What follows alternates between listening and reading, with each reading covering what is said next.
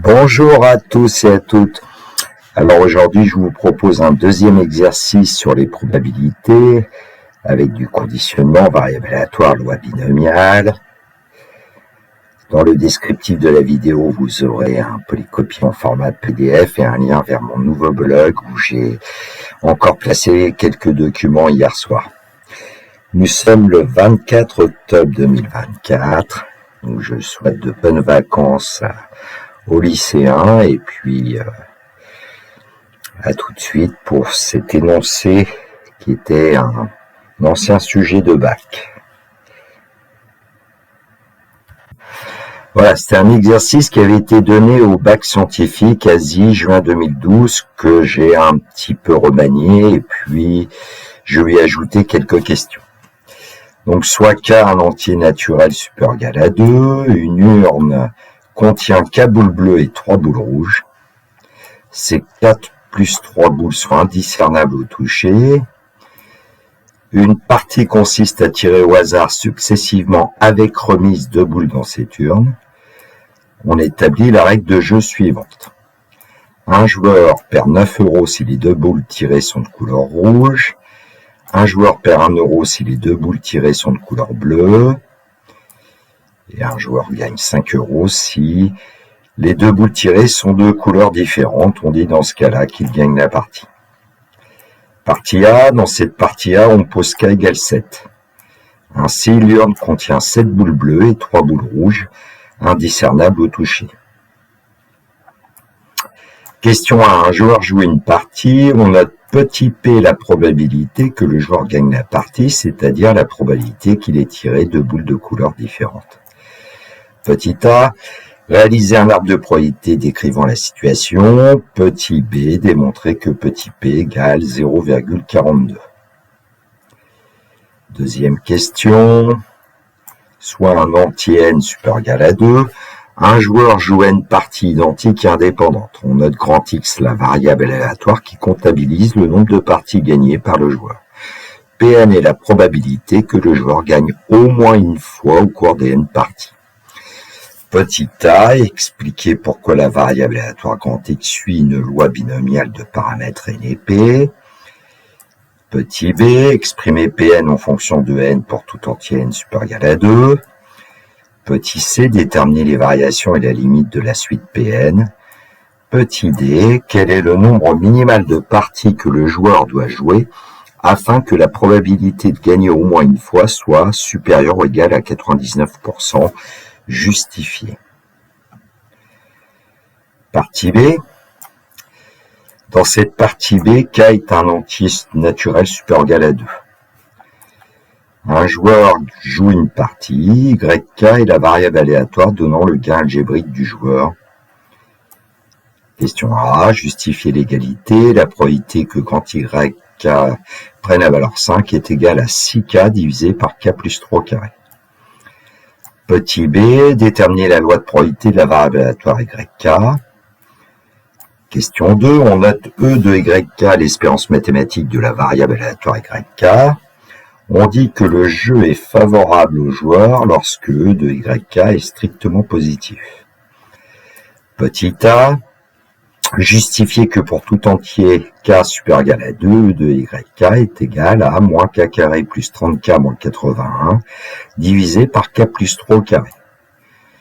Petit b, déterminer les valeurs de l'entier K supérieur égal à 2 pour lesquelles ce jeu est favorable au joueur.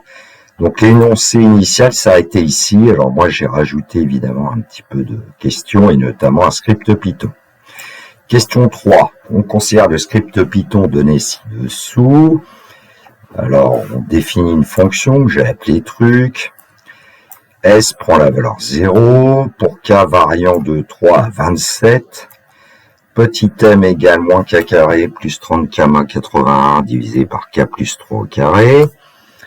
Si m est plus grand que s, s prend la valeur m, j prend la valeur k, renvoyez s et j. Petit a, quel est le but de ce script Python? Petit b, donner sans justifier les valeurs renvoyées par ce script Python. Question 4, la fonction petit f est définie sur l'intervalle 2,27 par f de x égale moins x carré plus 30x moins 81 sur x plus 3 au carré. Alors je crois que c'est d'ailleurs sur 3, 27. On admet que la fonction petit f est dérivable sur l'intervalle 3, 27 et on note f' sa dérivée. Petit a, justifier que pour tout réel x de 3, 27, f' de x égale 252 moins 36x sur x plus 3 au cube. Petit b, étudier les variations de la fonction petit f sur 3, 27. Petit c, pour quelle valeur de l'entier k supérieur ou égal à 2, e de yk est-il maximal? Alors, il faut savoir que dans les sujets de bac, il y avait, depuis plusieurs années, il n'y avait pas de lien avec une fonction. Et puis, il y a un sujet, je crois que c'est en 2024 qui est tombé, ou en 2023, je me souviens plus très bien, où il y avait un lien. Comme quoi, aller chercher parfois des anciens exercices, ça a du bon. Bien évidemment, l'idéal, c'est de prendre feuille et stylo et de chercher cet exercice.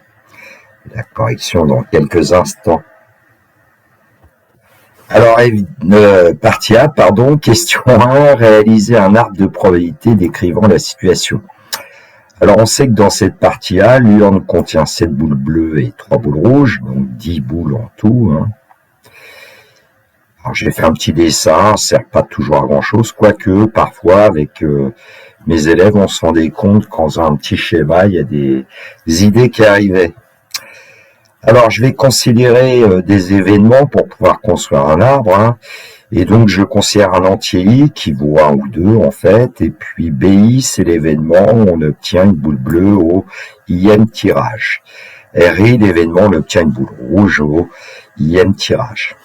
Alors, comme la partie consiste à tirer successivement au hasard avec remise 2 boules de l'urne, eh bien, P2B1, on sait que c'est nombre de cas favorables 7 sur nombre de cas possibles 10. Et P2R1, c'est 3 divisé par 10, nombre de cas favorables obtenir une boule rouge sur le nombre de cas possibles, 3 sur 10. Et comme le tirage s'effectue avec remise, eh bien, on va pouvoir dire que la probabilité de B2 sachant B1, c'est encore 7 sur 10. Puisqu'on remet la première boule dans l'urne, ça veut dire qu'on est dans les mêmes conditions qu'au départ. Et donc, P2R2 sachant B1, c'est 3 dixièmes. P2B2 sachant R1, 7 dixièmes. Et P2R2 sachant R1, c'est 3 dixièmes. Question 1b, démontrer que P égale 0,42. Alors, qu'est-ce que c'est que ce nombre petit p? On le dit dans l'énoncé. C'est la probabilité que le joueur gagne la partie. Et en plus, on vous précise que c'est la probabilité que le joueur ait tiré 2 boules de couleurs différentes. Et donc, sur le diagramme en arbre, obtenir 2 boules de couleurs différentes, on voit qu'on a 2 chemins possibles. Le chemin B1 inter R2 et le chemin R1 inter B2. Et on applique la règle de la somme. Petit p, c'est la probabilité de B1 inter R2 plus probabilité de R1 inter B2. Donc petit p, c'est la probabilité de B1 multiplié par la probabilité de R2 sachant B1. N'oubliez pas de mettre le sachant B1, plus P de R1 multiplié par P de B2 sachant R1. Alors numériquement, je l'ai fait avec des nombres décimaux, 7 dixièmes c'est 0,7 et 3 dixièmes c'est 0,3. Donc petit p c'est 0,7 fois 0,3 plus 0,3 fois 0,7, on obtient 2 fois 0,21. Donc petit p égale 0,42 qui était le résultat attendu par l'énoncé. Question 2a, expliquer pourquoi la variable aléatoire grand X suit une loi binomiale de paramètres n et p. Alors on sait que grand X c'est la variable aléatoire qui comptabilise le nombre de parties gagnées par le joueur et en fait au bout de n parties. Donc on peut dire que l'expérience aléatoire est la répétition de n épreuves identiques et indépendantes. Chaque épreuve possède 2 résultats possibles. Ce qu'on appelle le succès si le joueur gagne la partie. De probabilité petit p égale 0,42. L'échec, le joueur ne gagne pas la partie. De probabilité 1 moins p égale 0,58. On peut dire qu'on est en présence d'un schéma de Bernoulli. Grand X est la variable aléatoire donnant le nombre de succès, donc grand X suit la loi binomiale de paramètres petit n et petit p égale 0,42. On va en profiter pour montrer qu'on connaît son cours. Pour tout entier k compris entre 0 et n, la probabilité grand X égale k, c'est k parmi n multiplié par p à la puissance k multiplié par 1 moins p à la puissance n moins k. Petit p, probabilité de succès, il y a k succès, donc on écrit p puissance k, probabilité d'échec 1 moins p, comme il y a k succès parmi n épreuves, c'est qu'il y a n moins k échec, donc on a ce facteur 1 moins p à la puissance n moins k, et puis le nombre de qui s'appelle k parmi n, qui est le nombre de succès parmi les n parties. Et donc, P de X égale K, c'est K parmi N multiplié par 0,42 à la puissance K multiplié par 0,58 à la puissance N moins K. Question 2b, exprimer Pn en fonction de petit n pour tout entier n supérieur égal à 2. Alors, on sait que Pn, c'est la probabilité que le joueur gagne au moins une partie, donc c'est la probabilité que grand X soit supérieur égal à 1. Alors ici, on va chercher l'événement contraire de grand X supérieur égal à 1, qui est grand X égale 0. Et du coup, Pn, c'est 1 moins la probabilité que grand X prenne la valeur 0. Donc Pn, c'est 1 moins 0,58 à la puissance n. Alors, pourquoi P de X égale 0 égale 0,58 à la puissance n? Il y a deux façons de voir ce résultat. Alors, on peut reprendre l'expression qu'on avait trouvée ici avec P de X égale K, K parmi N fois 0,42 pardon, à la puissance K fois 0,58 à la puissance N moins K, on remplace K par 0. 0 parmi N, c'est toujours 1. 0,42 à la puissance 0, ça donne 1, et 0,58 à la puissance N moins 0, ça donne 0,58 à la puissance N. Ou alors, on se dit que puisqu'il y a eu 0 succès, c'est qu'il n'y a eu que des échecs, et sur un diagramme en arbre, il n'y aurait qu'un seul chemin qui amènerait à l'événement grand X égale 0, et ce chemin aurait à chaque fois sur ses branches 0,58, 0,58, 0,58 n fois. Et donc, P de X égale 0, c'est 0,58 à la puissance n. Question 2c qui n'était pas dans l'énoncé initial, déterminer les variations et la limite de la suite Pn.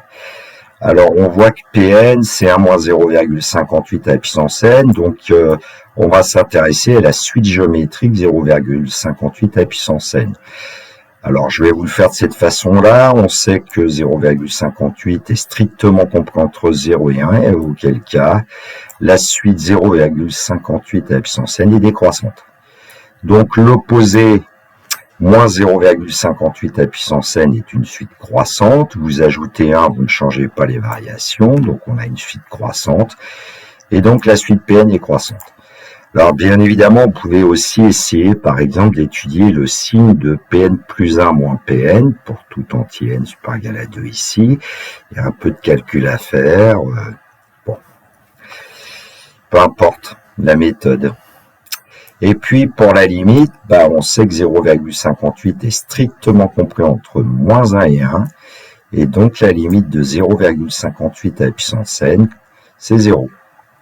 Donc, la limite de son opposé, c'est aussi 0. Et la limite de 1 moins 0,58 à la puissance n, c'est 1. Et donc, la limite de la suite Pn, c'est 1. Donc, la suite Pn, elle est croissante et a pour limite 1. Question 2D, quel est le nombre minimal de parties que le joueur doit jouer afin que la probabilité de gagner soit au moins une fois, soit supérieure ou égale à 99%, justifié. Alors je vais vous donner deux méthodes. La première méthode qui s'appuie sur le fait que la suite Pn est croissante et a pour limite 1, et donc il va bien exister une valeur minimale de l'entier n supérieure ou égale à 2, tel que Pn soit supérieur ou égal à 0,99. Alors, on peut essayer d'utiliser par exemple une calculatrice et puis d'essayer de voir à partir de quel rang n Pn dépasse ou est égal à 0,99. Donc à l'écran, vous avez une calculatrice TI, j'espère que vous pourrez suivre pour ceux qui n'ont pas ce modèle. De toute façon, il y a plusieurs façons de faire. Alors ici, ce que je vais faire, c'est que dans f de x, je vais écrire 1 moins 0,58 à la puissance x, puisque pour les fonctions, la calculatrice veut la variable x. Alors là, vous voyez qu'il y a un graphe qui est dessiné en haut, qui est noirci. Il vaut mieux l'enlever parce que c'est un graphe statistique que j'avais dû faire précédemment. Placez dessus, vous faites entrer. Voilà. Bon, de toute façon, je ne vais pas faire de graphique ici, mais on ne sait jamais. Alors, puisqu'on démarre à 2, on va fabriquer une table de valeurs et puis dans Def Table, tout en haut au-dessus de fenêtre, voilà, on va commencer à 2 et puis par pas de 1. Et puis on verra bien. Donc on va aller chercher une table qui se situe tout en haut à droite au-dessus de graphe, là. Donc on a la valeur de P2, ensuite on a P3, P4, puis on essaye de dépasser ou d'atteindre 0,99, et puis on s'aperçoit que c'est le cas pour, ici dans le tableau x égale 9, alors que pour x égale 8, on n'y était pas. Donc il n'y a pas besoin d'aller faire autre chose ici. Alors évidemment, si la valeur qu'on cherchait était quand même très grande, il suffirait d'agir sur le pas, par exemple. Ici, on pourrait se dire, tiens, on va prendre un pas de 2. Bon, c'est pas très utile ici, mais ici, voilà, on irait beaucoup plus vite. Mais le problème ici, c'est qu'en 8, on n'atteint pas 0,99. En 10, on l'atteint, mais comme on n'a pas été chercher la valeur 9, on ne peut pas conclure. Donc, il vaut mieux prendre un pas de 1 ici. Voilà. Donc, P8 qui est égal à 1 moins 0,58 à la puissance 8, ça nous donne environ 0,987. Et P9, c'est environ 0,993. Et donc, on a P8 qui est strictement inférieur à 0,99. Strictement inférieur à P9, et nous, il nous suffit que P9 soit supérieur ou égal à 0,99, ce qui est bien le cas. Et donc, la conclusion ici, c'est que le joueur doit participer à au moins 9 parties, afin que la probabilité de gagner au moins une fois soit supérieure ou égale à 99%. Alors, la méthode 2, ça c'est pour ceux qui ont vu le logarithme népérien, c'est plutôt ce qui est attendu, d'ailleurs, le jour du bac. Alors, Pn est supérieur ou égal à 0,99 signifie que 1 moins 0,58 à la puissance n est supérieur ou égal à 0,99. Alors, pour résoudre ce genre d'inéquation, on commence par isoler en fait le terme général d'une suite géométrique, 0,58 à la puissance n, et on va obtenir aisément 0,58 à la puissance n qui doit être inférieur ou égal à 1 moins 0,99, c'est-à-dire 0,01. Et c'est ensuite qu'on va prendre le logarithme népérien qui ne peut agir que sur des nombres strictement positifs, ce qui est le cas ici. Et la fonction logarithme népérien conserve le sens des inégalités, ce qui nous donne ln de 0,58 à la puissance n inférieur ou égal à ln de 0,01. Alors, on pourrait transformer ln de 0,01, je ne vais pas le faire ici. En revanche, ce qui est intéressant avec la fonction logarithme népérien, c'est que ln de 0,58 à la puissance n, c'est n ln de 0,58. Alors, je vous ai mis la propriété. ln de la puissance p, c'est p ln de a pour un réel a strictement positif et un antirelatif p. Et donc, on obtient n ln de 0,58 inférieur ou égal à ln de 0,01. Alors, pour atteindre n, il va falloir diviser par ln de 0,58. Et là, il faut faire très attention parce que ln de 0,58 est un réel strictement négatif. car 0,58 est strictement compris entre 0 et 1. Je pourrais l'écrire. Pour ceux qui connaissent le logarithme népérien. Et donc, on va obtenir que n est supérieur ou égal à ln de 0,01 divisé par ln de 0,58. On prend une calculatrice et une valeur approchée du deuxième membre, c'est 8,45. Et on sait que n est un nombre entier. Et donc, ça nous donne n supérieur ou égal à 9. Et la conclusion, évidemment, est la même que celle qu'on a énoncée avec la méthode 1. Alors dans le polycopier, je vous ai ajouté deux petits graphiques. C'est juste pour vérifier qu'effectivement, pour n égale 8, la probabilité que x soit supérieur ou égal à 1 est plus petite que 0,99. J'ai utilisé un logiciel qui s'appelle PYQRS. Et pour n égale 9, eh bien la somme la probabilité que grand X soit inférieur ou égal à 9, là, inférieur ou égal à, supérieur ou égal à 1, pardon, est plus grande que 0,99.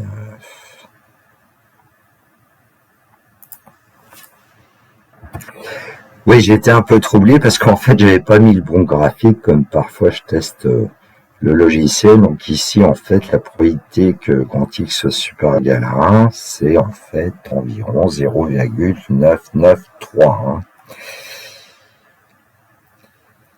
Alors, je vous ai aussi mis dans le polycopier un petit script Python, puisqu'ici, c'est un seuil qu'il faut atteindre. Donc on va aller regarder avec le logiciel et du Python. Alors d'abord un script Python assez simple, et donc voilà, je l'ai appelé seuil, la fonction Python.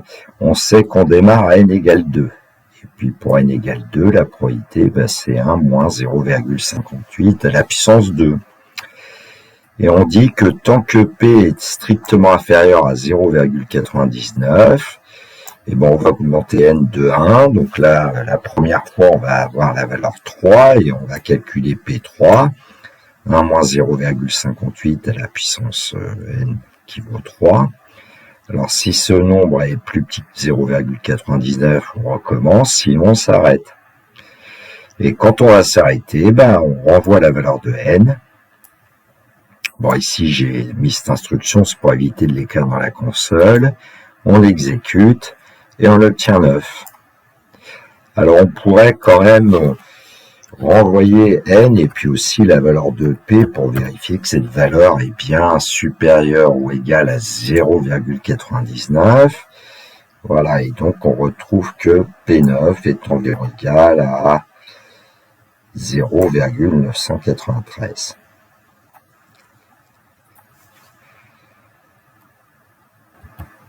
Alors un script Python qui est en fait celui qu'on vient de voir, sauf que là je vais faire une représentation graphique pour avoir un nuage de points NPN pour n variant de 2 et ici jusqu'à 9, maintenant on le sait. Alors je ne vais pas trop le détailler, je vais le lancer. Et on va voir des points arriver, voilà, assez rapidement. Bon. Et puis vous avez le point de coordonnées de P2. Alors, P2, c'est un nombre qui est compris entre 0,6 et 0,7. D'après le graphique, sans doute un peu plus grand que 0,65. P3, P4, P5, P6, P7, P8. Et puis, quand on dépasse 0,99, ici en vert, vous voyez un segment en fait qui est inclus dans la droite d'équation y égale 0,99. Bien, ce point, je l'ai colorié en rouge et il correspond bien à n égale 9. Voilà. Alors, je vous ai donné ce script Python un peu amélioré, pour que vous voyez un peu ce qui se passe si vous avez envie de l'écrire sur un logiciel avec langage Python. Passons à la partie B. Question A. Justifier l'égalité, probabilité que grand YK égale 5 égale 6K divisé par K plus 3 au carré. Alors dans cette partie, K est un entier supérieur égal à 2, mais quelconque, donc on a K boules bleues et 3 boules rouges. Et l'urne contient évidemment K plus 3 boules. Donc la partie consiste toujours à tirer au hasard successivement avec remise de boules de l'urne. Alors j'ai défini les mêmes événements que tout à l'heure et dressé le diagramme en arbre. Et donc ici, P de B1, c'est K sur K plus 3 puisqu'il y a K plus 3 boules en tout et qu'il y a K boules bleues. Et P de R1, c'est 3 sur K plus 3 puisqu'il y a 3 boules rouges parmi K plus 3 boules au total. Et puis les probabilités P de B2 sachant B1, c'est aussi K sur K plus 3 puisque le tirage s'effectue avec remise. P de R2 sachant B1, 3 sur K plus 3. P de B2 sachant R1, K sur K plus 3. Et P de R2 sachant R1, 3 sur K plus 3. Donc on va calculer la probabilité que grand YK égale 5. Et en fait, si on se ramène au jeu, ça veut dire que le joueur gagne 5 €, ça veut dire qu'il faut qu'il ait un tirage bicolore, et donc c'est la probabilité de B1 inter R2, plus la probabilité de R1 inter B2. On utilise le cours, ça nous donne P de B1 fois P de R2 sachant B1, plus P de R1 fois P de B2 sachant R1. Et puis, en regardant l'arbre, on obtient K sur K plus 3 multiplié par 3 sur K plus 3, plus 3 sur K plus 3 multiplié par K sur K plus 3. Donc, on va bien obtenir du K plus 3 au carré au dénominateur et au numérateur 3K plus 3K, 6K. Et donc, la probabilité YK prenne la valeur 5 est égale à 6K divisé par K plus 3 au carré. Probabilité que le joueur gagne la partie. Alors, question AB, déterminer la loi de probabilité de la variable aléatoire YK. D'après la question précédente, on connaît déjà la probabilité que YK égale 5, 6K sur K plus 3 carré. Alors, probabilité que le joueur perde 9 €, on sait que il perd 9 € quand il obtient 2 boules rouges. Donc, c'est P de R1 inter R2. Donc, c'est P de R1 multiplié par P de R2 sachant R1. Et en regardant sur l'arbre, on trouve les probabilités. P de R1, c'est 3 sur K plus 3. Et P de R2 sachant R1, c'est aussi 3 sur K plus 3. Donc, on obtient 9 sur K plus 3 au carré pour la probabilité que grand YK prenne la valeur moins 9. Alors, pour trouver P de Y égale K égale moins 1, YK égale moins 1, c'est le joueur perd 1 €, c'est-à-dire qu'il a obtenu 2 boules bleues. C'est donc P de B1 inter B2. Alors, on pourrait faire autrement ici, on pourrait aussi dire que P de YK égale moins 1, c'est 1 moins P de YK égale 5, moins P de YK égale moins 9, puisqu'il n'y a que 3 gains possibles. Bon, ça coûte pas cher, P de B1 fois P de B2 sachant B1, K sur K plus 3 fois K sur K plus 3, et donc K carré sur K plus 3 au carré, parce qu'avec le calcul P de YK égale moins 1 égale 1 moins P de YK égale 5 moins P de YK égale moins 9, il y aurait peut-être un peu plus de calcul. Bon, là, je vous résume la loi de probabilité avec le gain possible et puis la probabilité correspondante. Bon, la loi de Y7, puisque dans la question, la partie A, au départ, on a K qui vaut 7, eh bien, il suffirait de remplacer ici, voilà ce que j'ai fait. Alors, K, si on le remplace par 7, K plus 3, ça fait 10. 10 au carré au dénominateur 100. Ici, vous avez 9 centièmes, 0,09.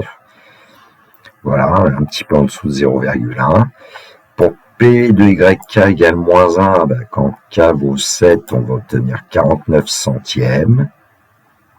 Donc, la barre qui correspond à moins 1 ici, qui a été dessinée juste un petit peu en dessous, 0,50 ici sur l'axe ordonné. Et puis 42 centièmes, puisqu'on l'avait déjà trouvé, P de Y7 égale 5, c'était 0,42. Ça correspond à la barre coloriée en vert. Là. Voilà. Pour ça, c'est pas demandé le jour du bac, c'est juste pour visualiser un peu la situation. Question 2a, justifier que pour tout entier k supérieur ou égal à 2, l'espérance mathématique de yk égale moins k carré plus 30k moins 81 sur k plus 3 au carré. Alors moi en général je conseille à mes élèves de faire un petit tableau parce que c'est un côté pratique et puis plus tard dans l'année vous travaillerez encore sur les variables aléatoires. Donc on effectue le produit entre le gain et la probabilité, puisque on sait que l'espérance mathématique de YK, c'est moins 9 fois P de YK égale moins 9, plus moins 1 fois P de YK égale moins 1, plus 5 fois P de YK égale 5. Voilà pourquoi il y a marqué produit ici. Donc, moins 9 par 9 divisé par K plus 3 au carré, moins 81 sur K plus 3 au carré. Moins 1 multiplié par K carré sur K plus 3 au carré, moins K carré sur K plus 3 au carré. 5 multiplié par 6K sur K plus 3 au carré, 30K sur K plus 3 au carré. Alors, c'est facile d'avoir le résultat sur K plus 3 au carré. Moins 81, moins K carré plus 30K, que j'ai écrit plutôt moins K carré plus 30K moins 81, en rangeant évidemment le polynôme du second degré qui est un numérateur de la façon classique. Donc voilà. 2b. Déterminer les valeurs de K pour lesquelles ce jeu est favorable au joueur. Et donc, E de YK, il sera strictement positif si et seulement si K, moins K carré plus 30K moins 81 est plus grand que 0, puisque le dénominateur, j'ai oublié peut-être de l'écrire, K plus 3 le tout au carré est strictement positif. Et donc, on va étudier le signe d'un polynôme du second degré. On va poser A égale moins 1, le coefficient de moins K carré, de K carré, c'est moins 1, le coefficient de K c'est 30, et puis le coefficient constant, moins 81. Donc A égale moins 1, B égale 30, C égale moins 81. On calcule le discriminant, B carré moins 4AC, et on obtient numériquement 30 au carré, moins 4 fois moins 1 fois moins 81. Alors, ça peut peut-être vous surprendre que j'ai mis des parenthèses, mais je pense qu'il vaut mieux les mettre, parce que quand ici, notamment, le nombre B est négatif, j'avais des élèves qui parfois se trompaient. Donc, on obtient le carré de 30, 900, et puis quand on calcule moins 4 fois moins 1, moins 81, on va obtenir moins 324. Donc 576, alors on se pose toujours la question de savoir si c'est un carré parfait ou pas, et justement, avec la racine carrée de 576, on obtient 24, et donc 576 c'est 24 au carré. Le discriminant delta est strictement positif, donc si on s'intéresse à l'équation moins k carré plus 30k moins 81 égale 0, elle a deux racines réelles distinctes, K1 et K2. Alors, pour l'instant, ça n'est que des réels. On verra bien si on tombe sur des nombres entiers, ce qui va être le cas ici. Donc, en utilisant les formules classiques, K1 égale moins B moins racine de delta sur 2A, c'est moins 30 moins 24 divisé par moins 2, puisque A égale moins 1, que B égale 30, et que la racine carrée de delta, on a vu que c'était 24. Et on obtient 27. Et pour K2, on obtient 3. Je ne vais pas insister sur le calcul. Et donc, le trinôme moins k carré plus 30k moins 81, il est toujours du signe de A égale moins 1, sauf entre ses racines 3 et 27, d'après le cours de première. Et donc, E de YK sera strictement positif, c'est seulement si K est un entier strictement compris entre 3 et 27, c'est-à-dire K est un entier compris entre 4 et 26.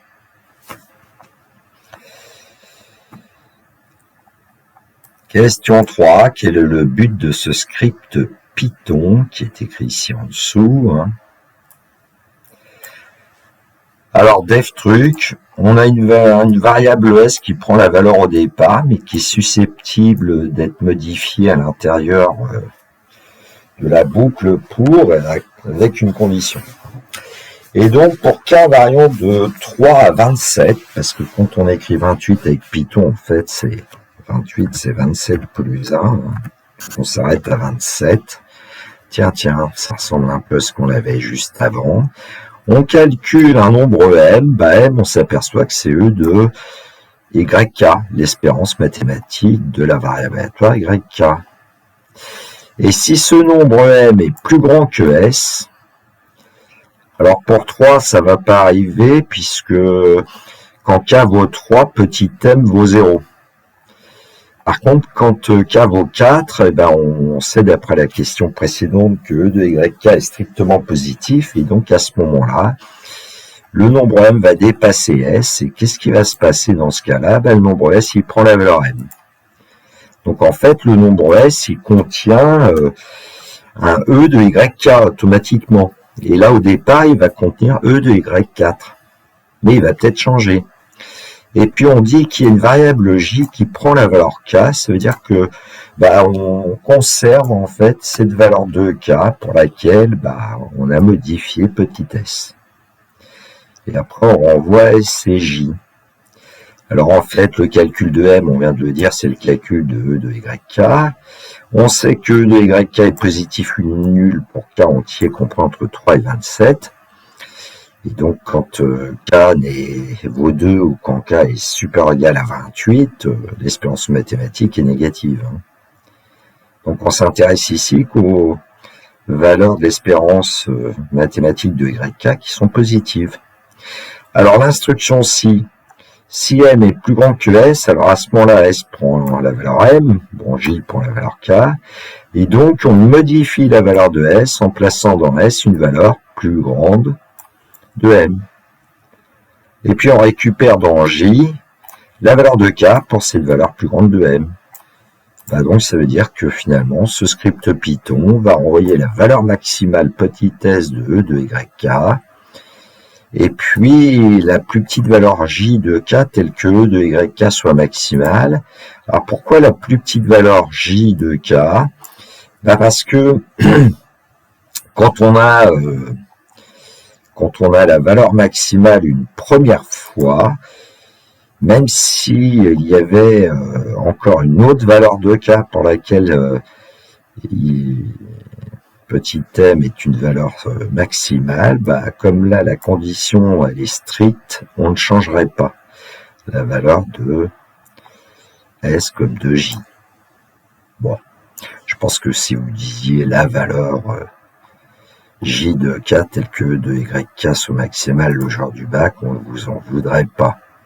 Alors ce genre de script, selon moi, n'est jamais tombé au bac ces dernières années.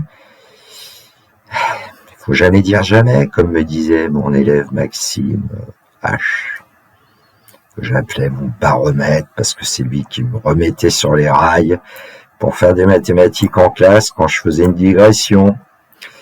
Salut Maxime. Question 3b. Données sans justifier les valeurs envoyées par ce script Python. Eh bien, en fait, on va obtenir J égale 7 et petit s égale 0,8. Alors, on va utiliser une calculatrice pour le vérifier.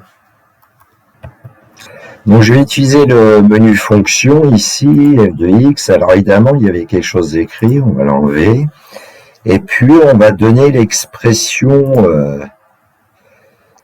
de l'espérance mathématique de YK, mais avec la variable X. Alors attention ici, avec les TI, il faut mettre un opposé, je pense.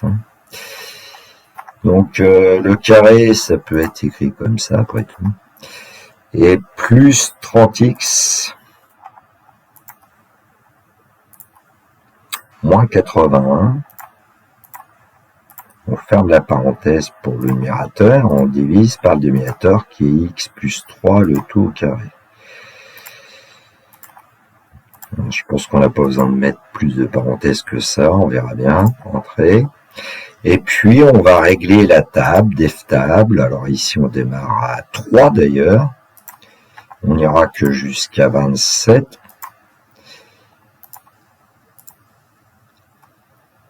Voilà, on retrouve bien que l'espérance vaut 0.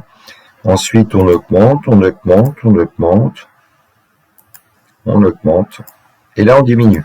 Alors, il faut quand même vérifier toutes les valeurs parce que ça pourrait aussi très bien augmenter. On n'en sait rien.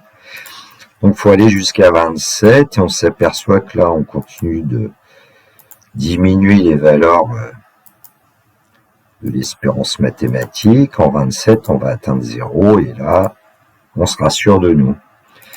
Donc quand on remonte, alors on remonte plutôt par x, les x, et donc on va se rendre compte que c'est pour, voilà, x égale 7, que y1 est la valeur maximale. Alors on pourrait aussi le voir grâce par exemple à des listes de valeurs. Alors ça je peux vous le faire, tiens, après tout. On va aller dans le menu stat, modifier. Alors j'avais fait un certain nombre de travaux pour l'exercice précédent, je vais annuler tout ça après tout.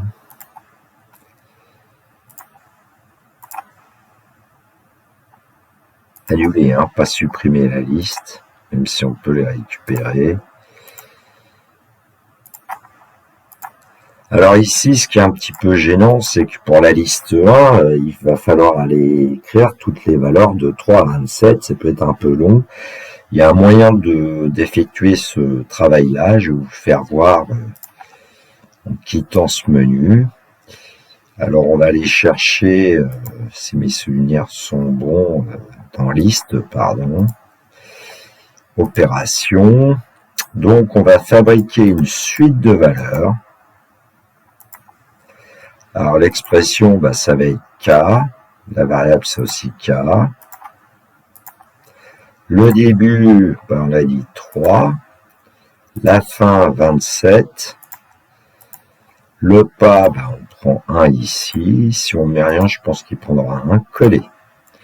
Et là on a la suite des valeurs de k entre 3 et 27, et puis je vais stocker. Alors stocker c'est en bas à gauche à peu près, stocker dans la liste 1 pour pouvoir remplir la liste 1 assez rapidement. Stat, modifier, on vérifie que toutes les valeurs sont dans L1.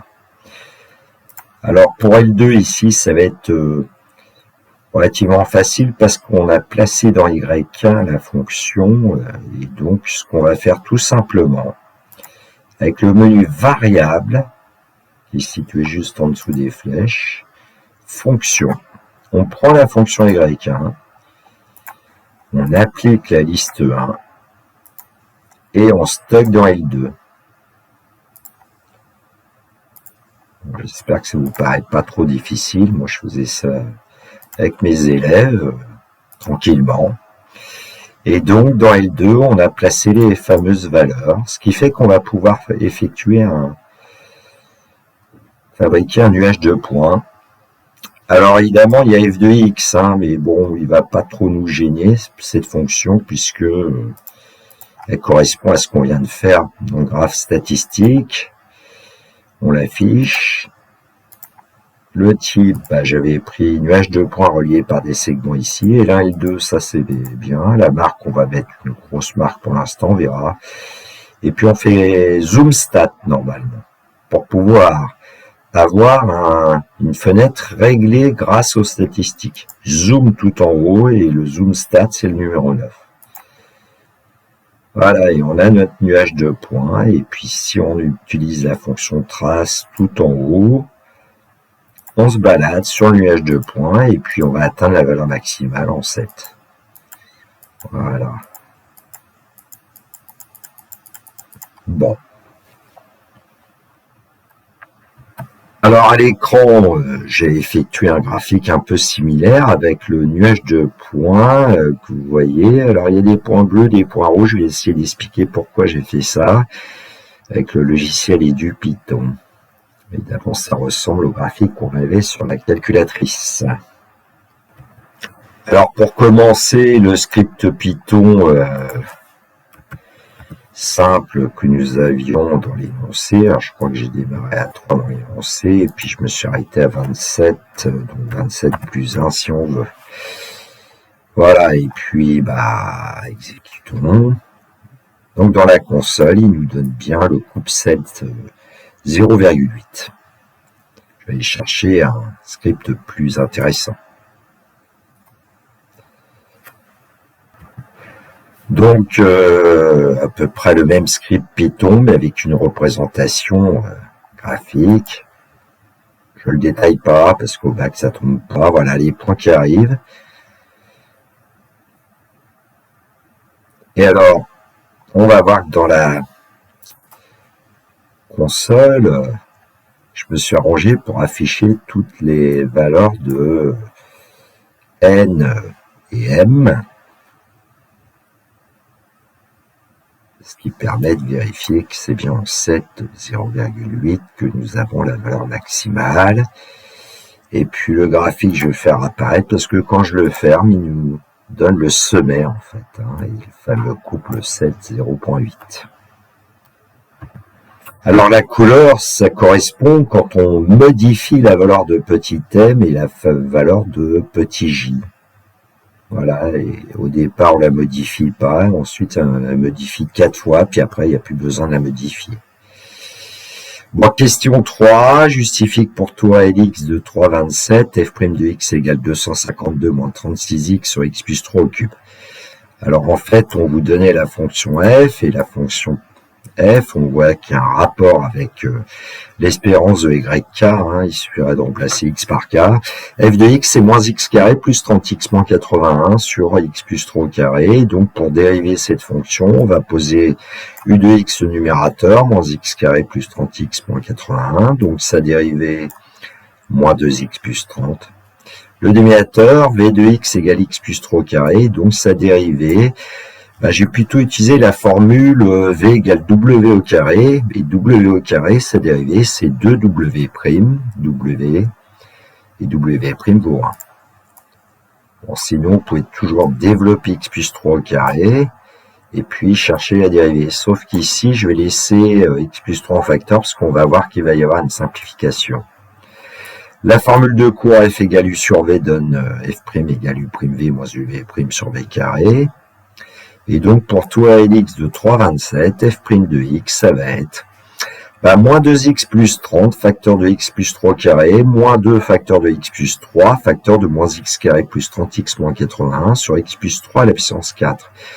Alors, comment on savait qu'on pourrait simplifier par x plus 3 qui apparaît au numérateur et au dénominateur? Parce que dans le résultat, il y avait un x plus 3 au cube. Et donc, en simplifiant par x plus 3, on va obtenir moins 2x plus 30, facteur de x plus 3, moins 2, facteur de moins x carré, plus 30x moins 81, divisé par x plus 3 au cube. Bon, au numérateur, on va développer, parce que moins x carré plus 30x moins 81, je pense pas que ça soit très intéressant de le factoriser ici. Donc, moins 2x carré moins 6x plus 30x plus 90 plus 2x carré moins 60x plus 162 au numérateur.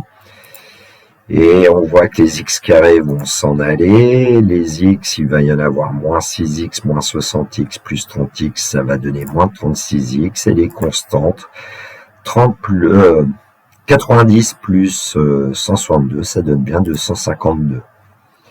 Et donc, f' de x, c'est 252 moins 36x sur x plus 3 au cube. Étudier les variations de la fonction f sur 3,27 dans la question 3b. Maintenant qu'on connaît la dérivée, x plus 3 au cube est positif ici, puisque x est un réel compris entre 3 et 27. X plus 3 est supérieur ou égal à 6, donc supérieur strictement à 0. Et donc, x plus 3 au cube est strictement positif, donc f' de x a même signe que le numérateur. 252 moins 36x. Alors, pour quelle valeur de x éventuellement f' de x est strictement positif, il suffit de résoudre une équation 252 moins 36x plus grand que 0, c'est-à-dire 36x plus petit que 252, c'est-à-dire x plus petit que 7, parce que 252 divisé par 36, ça donne 7. Et donc, on peut dire que f' est strictement positif sur l'intervalle. Alors ici, j'avais modifié, donc c'est 3, 7. f' de 7 égale 0 et f' est strictement négatif sur 7, 27. Et donc, f est strictement croissante sur 3, 7 et strictement décroissante sur 7, 27.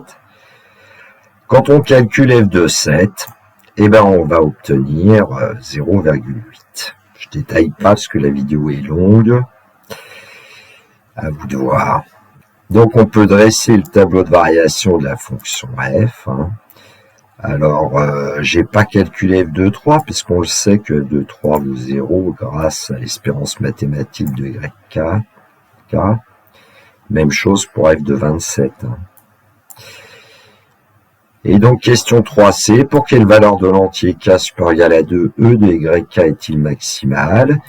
On remarque que pour tout entier k compris entre 3 et 27, en fait, e de YK, c'est f de k. Il suffit de remplacer x par k. Et donc, f de k est maximal pour k égale 7, puisque f de x était maximal pour x égale 7. Et donc, e de yk est maximal pour k égale 7. Et puis, je vous ai refait un petit graphique avec GeoGebra, avec le nuage de points ici, pour k variant de 2 jusqu'à même 52, pour bien voir que entre e de y3 ça vaut 0, e de y4 c'est strictement positif, jusqu'à e de y26, e de y27 c'est nul, et puis ensuite les valeurs de e de yk pour k supérieur égal à 28 sont négatives. Donc avec le logiciel GeoGebra, on va sélectionner le curseur K. Au départ, on a un point M2, son abscisse c'est 2 et son ordonnée c'est -1.